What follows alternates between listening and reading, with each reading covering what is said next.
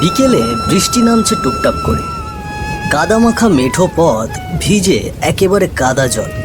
সেই পথের একপাশে বিশাল বটগাছটার নিচে বসে আছে তিনজন শ্রমিক। ঘাম মেশানো ভেজা গা, হাতে কোদাল আর পাশে রাখা ঝুড়ি।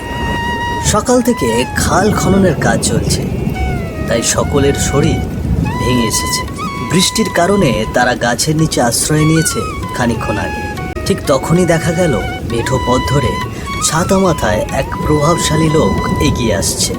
তিনি আর কেউ নন, গ্রামের মোড়ল বিশ্বনাথ চ্যাটার্জি। রে, তোরা এই গাছের নিচে বসে বসে কি করছিস? কাজকর্ম নেই নাকি তোদের? না বাবু, কাজই তো করতাছি। মাটি খনন করতে করতে বৃষ্টি আরম্ভ হলো, তাই এই গাছ তলায় বসে পড়লো। তা কার খাল খনন করছিস তোরা? ওই দক্ষিণ পাড়ার মৃণাল বাবুর খাল খনন করছি বাবু। ও ভালো, তবে শোন, আমারও একটা খাল খনন করা দরকার। কজন লোক লাগবে, কোথায় পাই বলতো? ওই বাবু, কোন হানে খাল খনন করতে চাইতেছেন? আমরা তো কজন আছি, আমরাই না হয় লেগে পড়বো আপনার খাল খননে। আমার ওই বাড়ির পাশে যে পচা ডোবাটা আছে, তোরা তো দেখেছিস। ডোবাটা একেবারে অকেজো হয়ে পড়ে আছে। ডোবা ভরে গিয়েছে আবর্জনার কচুরি পানায়। নর্দমার জল ঢুকে খালের জল একেবারে নষ্ট হয়ে বসে আছে। এবার চাইছি ডোবাটা পরিষ্কার করে সেখানে মাছ চাষ করতে। তোরা হাত লাগালে খালটায় আমি মাছ চাষ করতে পারবো। না না বাবু, ওই কাজটা আমাদের পক্ষে হবে না। কেন হবে না? আমি তোদেরকে এই মজুরির চাইতেও বেশি মজুরি দেব। এখানে যে টাকায় কাজ করছিস তার ডাবল দেব। ওরে বাবা রে, ওই পচা ডোবার খাল, ওইখানে কাজ করতে গিয়ে কেউ সুস্থভাবে ফিরতে পারে না বাবু। তা তো জানেন আপনি, কত লোকের প্রাণ গেছে। আমরা তো গরিব মানুষ, ওই কাজ করতে গেলে প্রাণটাই যাবে। আমরা আমরা প্রাণ হারাতে চাই না বাবু, আমাদেরকে মাফ করবেন।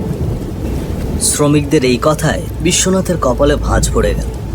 চোখে মুখে হালকা অন্ধকার নেমে এলো, বৃষ্টি ভেজা আকাশের মতোই। পচা ডোবার খালের নাম শুনলেই গ্রামের মানুষ যেন কেঁপে ওঠে সকলে। বটগাছের নিচ থেকে বেরিয়ে আবারও মেঠো পথে পা বাড়ালেন বিশ্বনাথ চ্যাটার্জি। টুপটাপ বৃষ্টি তখনও চলছে, আকাশের আলো ম্লান হয়ে আসছে। বিকেলের মেঘলা আলো মিশে গিয়ে সন্ধ্যার অন্ধকার নামতে শুরু করেছে। আরে মদন, বলতো কি করা যায়? গ্রামের কেউ যে রাজি হচ্ছে না ওই খাল খনন করতে। কোথায় লোক পাবো বলতো? বড় চিন্তার মধ্যে পড়ে গেলাম। জায়গাটা কিনে কি ভুল হয়ে গেল নাকি? সত্যিই তো বাবু, অনেকদিন ধরেই তো ওই জায়গাটা ফাঁকা পড়ে আছে, কেউ হাতও দেয়নি। জায়গাটা যদি খনন করে মাছ চাষ করা যেত তাহলে কত আয় আসতো বলতো। জানি না গ্রামের লোকজন এখানে কাজ করতে এত কিসের ভয় পাচ্ছে। বাবু, গায়ের মানুষ বলে ওই খালে নাকি ভালো কিছু নেই। রাত হলেই নাকি অদ্ভুত আওয়াজ শোনা যায়। অনেকেই তো কথাও বলতে চায় না ওই জায়গার নাম নিয়ে। আবার অনেকে নাকি কাজ করতে গিয়ে আর ফিরে আসেনি। বৃষ্টি ভেজা সন্ধ্যার আলো আঁধারিতে দুজনের কণ্ঠস্বর মিশে গেল ব্যাঙের ডাকের ভেতর। মেঠো পথ এগিয়ে যাচ্ছিল, কিন্তু মোড়ল মশাইয়ের মনে ভয় না, বরং বাড়ছিল এক অদম্য কৌতূহল। কেন সবাই এত ভয় পায় পচা ডোবার খালকে? পরের দিন সকালের আলো ফুটতেই গ্রামের কাঁচা রাস্তা ধরে ধীরে ধীরে এগিয়ে আসছে এক গরুর গাড়ি। রাতভর বৃষ্টির পরে চারপাশ যেন ধুয়ে মুছে ঝকঝকে। ভিজে মাটির গন্ধ বাতাসে ছড়িয়ে আছে। গাছের পাতায় এখন টুপটাপ জল ঝরছে। দূরে দূরে কোকিলের ডাক শোনা যাচ্ছে। গাছে গাছে দোয়েল আর শালিক উড়ে বেড়াচ্ছে। সকালের কুয়াশার ভেতর দিয়ে মিষ্টি রোদ রাস্তা জুড়ে আলো ছায়া খেলা করছে। সেই রাস্তাতেই ধীরে ধীরে এগিয়ে আসছে এক গরুর গাড়ি। গাড়ি ভর্তি বাজারের মাল, কাঁচা সবজি, চাল, ডাল আরও নানান সামগ্রীতে বোঝাই। গাড়ির ওপর বসে আছেন গ্রামের মোড়ল বিশ্বনাথ চ্যাটার্জি। ধবধবে সাদা ধুতি, পাঞ্জাবি গায়ে, শান্ত ভঙ্গিতে চারপাশে সকালটা উপভোগ করছেন তিনি। গাড়ি চালাচ্ছে এক নতুন চেহারার যুবক, যাকে এর আগে গ্রামের লোকজন দেখেনি। রে, তোকে তো এই গ্রামে কখনো আগে দেখিনি। নতুন নাকি এই গ্রামে? হ্যাঁ বাবু, আমি নতুন। আমি পাশের গ্রামের লোক। এখানে একটা যাত্রী নিয়ে এসেছি। উনি সন্ধ্যায় বাড়ি ফিরবেন, তবে সারাদিন বসে থাকতে মন মানছে না। তাই ভাবলুম এই পথে আজ একটু গাড়ি চালাই। আজ সেই জন্যই এই পথে আসা। বেশ বেশ বেশ, তা তোর নাম কি? আগে ধলা কর্তা বাবু। তা বেশ। আচ্ছা ধলা, তুই কি জানিস তোর গ্রামে খাল খননের জন্য কোনো শ্রমিক আছে কিনা? মানুষের খোঁজ করছি কয়েকদিন থেকে, কিন্তু লোক পাচ্ছি না। আর পেলেও কেউ রাজি হচ্ছে না ওইখানে কাজ করতে। হ্যাঁ বাবু, আমার ছোট ভাই খননের কাজ করে। সেই তো খনন কাজে সর্দার। তার কয়েকজন সঙ্গীও আছে, ওরা সবাই একসঙ্গে খননের কাজ করে। আরে তাই নাকি? আমি এক খণ্ড জমি কিনেছি, একটা খাল আছে ওখানে, কিন্তু সেটা জল একেবারে পচে গিয়েছে। পচা ময়লা আবর্জনা নর্দমার জল প্রবেশ করে নোংরা হয়ে গিয়েছে। ভাবছি সব পরিষ্কার করে নতুন করে খনন করব, তারপর সেখানে মাছ চাষ করব। কিন্তু গ্রামের কেউ রাজি হচ্ছে না, সবাই ভয় পাচ্ছে। তা বাবু, ভয়ের কি আছে? এমন কি আছে সেই পচা ডোবাতে? তাও তো বিস্তারিত জানি না, কিন্তু শুনেছি সেই ডোবাতে নাকি ভূত পেতের আগমন হয়। বেশ বেশ বাবু, গ্রামের মানুষ ভয় একটু বেশি পায়। তবে আপনি যদি মজুরি বাড়িয়ে দেন, আমি আমার ভাই আর তার সঙ্গীদের নিয়ে আসার ব্যবস্থা করব। তখন আর তারা আমার কথা ফেলতে পারবে না।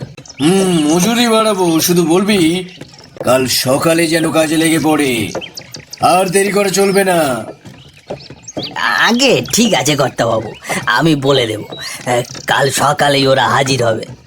গরুর গাড়ি ফাঁকা পথ ধরে এগিয়ে এলো মোড়ল বিশ্বনাথ চ্যাটার্জির বাড়ির সামনে। সকালের রোদ ঝলমল করছে, গাছের ডালে ডালে পাখিরা ডাকাডাকি করছে। ভিজে মাটির গন্ধে চারপাশ এখনো টাটকা। এই এখানেই দাঁড়া, এটাই আমার বাড়ি। গরুর গাড়ি থেমে গেলে বিশ্বনাথবাবু গাড়ি থেকে নেমে এলেন। তারপর চালকের কাছে এসে বললেন, তুই যেহেতু এই গ্রামে নতুন গরুর গাড়ি চালাতে এসেছিস, নেই ভাড়াটা, সাথে বকশিসও দিলুম। গাড়িওয়ালা হাসি মুখে টাকা হাতে নিল, মুখ ভরা আনন্দ। বাবু, আপনার কৃপা। তাহলে ওই কথাই রইলো, তুই কিন্তু কালকে কাজের লোক পাঠিয়ে দিবি। আমার কিন্তু এই কাজটা হতেই হবে, যেভাবেই হোক খাল আমাকে কাটতেই হবে। আগে আগে বেশ কথা বাবু, আমি আজ আসি। এই হুশ হুশ, হট হট, ঘট, সামনে চল সামনে চল। গরুগুলোকে তাড়া দিয়ে গাড়ি এগিয়ে নিল। ঘন্টার টুংটাং শব্দ মিলিয়ে গেল কাঁচা পথের বাঁকে। সকালের আলো ফুটতেই চারজন শ্রমিক কাঁধে কোদাল আর হাতে মাটি কাটা ঝুড়ি নিয়ে মোড়ল বিশ্বনাথ চ্যাটার্জির বাড়ির সামনে হাজির হলো। তোরা এসেছিস? বেশ বেশ বেশ, খুব ভালো হয়েছে। খালটি খননের কাজ শুরু হবে এবার। খালটি নতুন প্রাণ ফিরে পাবে। হ্যাঁ, চল চল, আমি তোদের খালটা দেখিয়ে দিই। হ্যাঁ মোড়ল মশাই, আপনি চিন্তা করেন না, মন দিয়ে কাম কইরা খালটারে নতুন কইরা তুলমু। সেখান থেকে বিশ্বনাথ চ্যাটার্জি তাদের সঙ্গে নিয়ে গেলেন গ্রামের সেই বহুদিনের পরিত্যক্ত স্থান পচা ডোবার খালে। চারপাশ গাছে ভরা ঝোপঝাড় আর মাঝখানে নোংরা জমা জলে ভরা খাল। বিশ্বনাথ চ্যাটার্জি খুশির হাসি হেসে সেখানে দাঁড়িয়ে শ্রমিকদের দিকে তাকালেন। শোন তোরা, আর দেরি না করে কাজে নেমে পড়। আগে আগে সব ময়লা আবর্জনা পরিষ্কার কর, তারপর তারপর খাল খনন শুরু কর। শ্রমিকরা মাথা নেড়ে সম্মতি জানিয়ে কাজে লেগে পড়ল। ধীরে ধীরে ঝোপ কেটে সরানো, মেশিন দিয়ে জল নিষ্কাশন, তারপর কোদালের আঘাতে মাটি খননের কাজ শুরু হলো। খানিকক্ষণ বাদে আকাশ হয়ে উঠল কালো। মুহূর্তের মধ্যেই ঝমঝম করে বৃষ্টি নেমে এলো। শ্রমিকরা কোদাল ফেলে তাড়াতাড়ি ছুটল মোড়লের বারান্দায় আশ্রয় নেবার উদ্দেশ্যে। বারান্দায় বসে সবাই কপাল মুছছে। বৃষ্টির ধারা তখনও ঝিপঝিপ করছে। এই ভরা বৃষ্টিতে তো আর এখন আর কাহাল খনন করা সম্ভব নয়, জমে থাকা জলেই কাজটা আটকে গেল। এমন সময় মোড়ল বিশ্বনাথ এগিয়ে এসে দীর্ঘ স্বরে বললেন, যে করেই ও কাজটা আজ শেষ করতে হবে। বৃষ্টি ছেড়ে দিলে আবার কাজ শুরু কর। ঘন্টার পর ঘন্টা বৃষ্টি হলো। দুপুর থেকে বিকেল পর্যন্ত একই রকম বৃষ্টির ধারা। চারিদিকে ভিজে স্যাঁতস্যাঁতে। অবশেষে বিকেলের দিকে বৃষ্টি থামল। আকাশ এবার পরিষ্কার। আরে চল চল, জল থেমেছে, তোরা আবার কাজে নেমে পড়। আজকের দিনটা একদম নষ্ট করা যাবে না। শ্রমিকরা আবার কাজের উদ্দেশ্যে রওনা দিলেন। কোদাল আর ঝুড়ি নিয়ে খাল খননে নেমে পড়ল সকলে। সূর্যের আলো ফিকে হতে হতে আকাশে সন্ধ্যার ছায়া নেমে এসেছে। চারপাশে ঝোপঝাড় থেকে ঝিঁঝির ডাক ভেসে আসছে। শ্রমিকরা ক্লান্ত, কিন্তু কাজ চালিয়ে যাচ্ছে অনবরত। তখন খালের পাড় থেকে মোড়ল কড়া গলায় বললেন, সন্ধে হলেও তোরা খাল কাটার কাজটা আর একটু এগিয়ে নে, আমি তোদের মজুরি বাড়িয়ে দেব। তাহলে তো মোড়ল মশাই, আমরা আজই কাজটা আরো জোরে ধরব। মজুরি বাড়াইলে মনে আরো খুশি আসবে। খালের ভেতর কোদালের শব্দ, ঝুড়ি ভরে মাটি ফেলার শব্দ, সব মিলিয়ে সন্ধ্যার আঁধারে নতুন প্রাণ ফিরে পেতে শুরু করলো পচা ডোবার খাল। এবার সন্ধ্যা ঘনিয়ে অন্ধকার নেমে এসেছে। খালের শ্রমিকরা খনন কার্য চালাচ্ছে।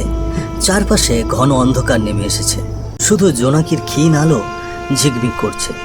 এমন সময় হঠাৎ শ্রমিকদের একজন, তার নাম হরিদাস, কোদাল নামিয়ে বলল, এই আমি একটু আসছি রে, তোরা কাজ কর।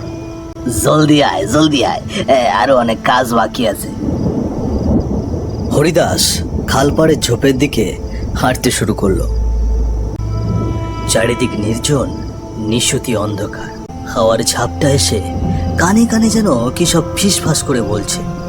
হরিদাস থেমে গেল। ঝোপের মধ্যে থেকে কানে ভেসে এলো ফিসফিস করে কথার আওয়াজ। পেছনে শুকনো পাতার উপর দিয়ে কারো পায়ের শব্দ। বুক কেঁপে উঠল হরিদাসের।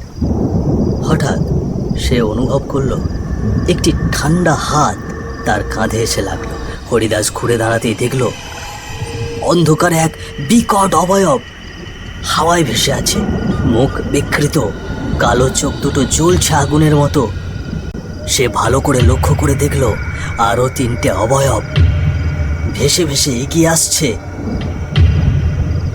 ওরে বাবারে, এ তো ভূত! বাঁচাও বাঁচাও বাঁচাও বাঁচাও! সে উল্টো দিকে দৌড় দিল। হাঁপাতে হাঁপাতে এসে পড়ল খালের কাছে কাজ করা বাকি শ্রমিকদের কাছে। কি কি হলো হরিদাস, এমন ভাবে হাঁপাচ্ছিস কেন? ভূত ভূত ভূত! আমি ভূত দেখেছি, ভূত! অন্ধকারে হাওয়ায় ভাসছিল, ওর চোখ দিয়ে আগুন জ্বলছিল। বাকি তিনজন শ্রমিক হেসে উঠে বলল, ধুর পাগল, এই সারাদিন পরিশ্রম করেছিস, শরীর বেশ ক্লান্ত হয়ে গেছে, এই অন্ধকারে গাছের ছায়া দেখে ভূত মনে করেছিস? না না না, আমি ভুল দেখিনি। বিশ্বাস না হলে চল, তোরা চল, গিয়ে দেখবি, চল। তাদের সর্দার রঘু দাঁত খিচিয়ে বলল, ও এত করে যখন বলছে, চল সবাই গিয়ে দেখে আসি বিষয়টা ঠিক কি। চারজন শ্রমিক একসঙ্গে ঝোপের কাছে এগোতে লাগলো। বাতাস যেন আরো শীতল হয়ে এসেছে। হঠাৎ তারা থমকে দাঁড়ালো। খালের পাড়ে কালো অন্ধকারে সত্যি একটা অবয়ব হাওয়ায় ভাসছে। তার পেছনে গাছের ডালে দেখা গেল আরো কিছু ভয়ানক অবয়ব পা ঝুলিয়ে বসে আছে। তাদের চোখে অগ্নিশিখার মতো লাল আলো, বিকৃত মুখে শীতল হাসি। তোরা যদি বাঁচতে চাস এখান থেকে চলে যা, খাল কাটবি না, এখানে কাজ করবি না, পালা বলছি। হাসির আওয়াজটা যেন কানে গেঁথে যায়। গাছের ডাল দুলে উঠল হাওয়ায় শীতল কাঁপুনি। ওরে বাবারে, সত্যি তো! পালাও পালাও সবাই! সবাই আতঙ্কে ছুটতে লাগলো। খালের কোদাল ঝুড়ি ফেলে দৌড়ে গেল মোড়ল বিশ্বনাথ চ্যাটার্জির বাড়ির পথে। মোড়লের উঠানে এসে তারা হাঁপাতে হাঁপাতে থেমে দাঁড়ালো। ভেজা গায়ে ঘাম ঝরছে, চোখে আতঙ্ক। বাবু, আমাদের মাফ করবেন, আমরা এই খাল কাটতে পারবো না। ওইখানে অমন ভূত প্রেতের ভয়াবহ উপস্থিতি, আমাদের পক্ষে কাজ করা সম্ভব না। দূর বোকা, জঙ্গলের অন্ধকারে এরকম অনেক কিছুই মনে হয়। তোদের ভয় পাওয়ার কিচ্ছু দরকার নেই। তোরা আমার কথা শোন, আমি তোদের 1 সপ্তাহের মজুরি একদিনেই দেব। 1 সপ্তাহে যা পেতিস কাল সকালেই তা সব হাতে পাবি। তোরা শুধু খালটা খনন কর। আজ রাতে তোরা আমার বাড়িতেই থাকবি, কাল সকালে কাজে নামবি। এই কাজটা কিন্তু করতেই হবে, বুঝলি? শ্রমিকরা হতভম্ব, তাদের মুখে স্পষ্ট ভয়ের ছাপ। কিন্তু মোড়লের লোভনীয় প্রস্তাব শুনে তারা চুপ মেরে দাঁড়িয়ে রইল। রাত নেমে এসেছে আর অদ্ভুত শীতলতা যেন গ্রামটাকে আষ্টে পিষ্টে জড়িয়ে ধরেছে। রাত গভীর, আকাশে মেঘ। চাঁদটা মাঝে মাঝে মেঘের আড়াল থেকে উঁকি দেয়। মোড়ল মশাই শ্রমিকদের তারই একটি ঘরে থাকতে দিলেন। সবাই ক্লান্ত শরীর নিয়ে একে একে ঘুমিয়ে পড়ল। কিন্তু ভোর হবার আগেই হঠাৎ শুরু হলো হইচই আর চিৎকার। সে কি, হরিদাস কোথায়? পাশেই তো ঘুমিয়েছিল। তারা আশেপাশে ভালো করে খুঁজে দেখল, কোথাও হরিদাস নেই। ঘর অন্ধকার, বাইরে কেবল জোনাকির আলো। বাপরে, ও কি বাইরে গেল নাকি? চল তো খুঁজে দেখি। এত রাতে তো একা অচেনা জায়গাতে কোথাও যাওয়ার কথা নয়। হ্যাঁ, বেশ চলো। তারা টিমে একটি লণ্ঠন হাতে নিয়ে বের হলো হরিদাসকে খুঁজতে। রাতের হাওয়া ঠান্ডা আর কানে ভেসে আসছে শিয়ালের ডাক।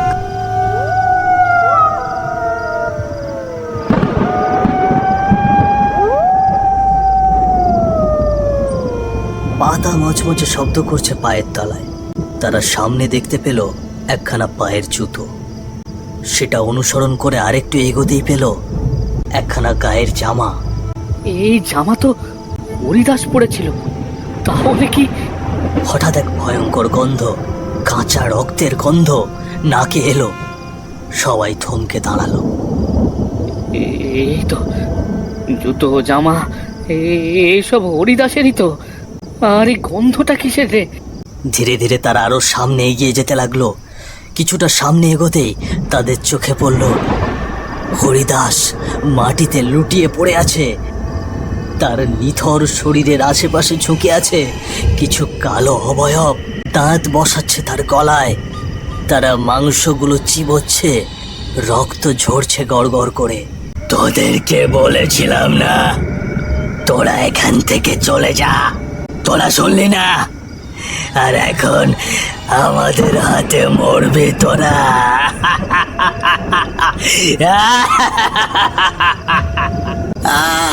ওরে বাবারে, এ ভূত ধরে খাইতেছে। একটা হাওয়া বইল চারিদিকে। এদিকে বাকিরা ভয়ে থরথর করে কাঁপছে। ভয়ে শ্রমিকরা দিশাহারা হয়ে ছুটে পালাতে লাগলো অন্ধকারে। সকলের গলা শুকিয়ে কাঠ। লণ্ঠনের আলো অনেক আগেই নিভে গিয়েছে। অবশেষে হোঁচট খেয়ে তারা একটি কুঁড়ে ঘরের সামনে লুটিয়ে পড়ল। এরপর তাদের আর কিছুই মনে নেই। খানিকক্ষণ বাদে একজন বৃদ্ধ দরজা খুলে বাইরে এলেন। বাহিরে এসেই দেখতে পেলেন তারা সেখানে অজ্ঞান অবস্থায় পড়ে আছে। কে ওখানে? এরা তো সব বেহুশ হয়ে পড়ে আছে। সকালে তাদের জ্ঞান ফেরার পর তারা দেখলেন তারা একটি বাড়ির মধ্যে শুয়ে আছেন। পাশে দাঁড়িয়ে আছে একজন বৃদ্ধ লোক। ও বাবা, বাবা, ও ওই জঙ্গলে আমাদের সাথে হরিদাস, ভূত ভূত ওকে মেরে ফেলেছে। আমরা নিজের চোখে দেখেছি, এরা মানুষ না, অশরীরী ভয়ানক ছায়া। ওই গ্রামে ওই খালে কেউ কাজ করতে যায় না। ওই খাল ওই ডোবার পাশে অনেক আগে বয়ে এসেছিল এক অভিশাপের ছায়া। রাত হলে সেখানে অশরীরীরা জেগে ওঠে, মানুষের রক্তে ওরা বাঁচে। হরিদাস তো আর ফিরবে না। ওইখানে গেলে কেউ আর ফিরে আসে না, আর যদিও আসে তাহলে অসুস্থ হয়ে মারা যায়। বহু বছর আগে কি হয়েছিল বাবা সেখানে? তোমরা যে খাল খনন করতে এসেছো, ওই খাল খননেরই জন্য 4 জন শ্রমিক এসেছিল অন্য গ্রাম থেকে। ওই খালের পাড়ে এক বাড়িতে ওরা থাকতো। হঠাৎ করে একদিন রাতে আগুন লেগেছিল সেই বাড়িতে। দাউ দাউ করে জ্বলছিল আগুন। তারা চিৎকার করেছিল আগুনের মধ্যে, কিন্তু কেউ সে আগুন নিভিয়ে তাদের বাঁচাতে পারেনি। তারপর থেকেই ওই জায়গাটি অভিশপ্ত।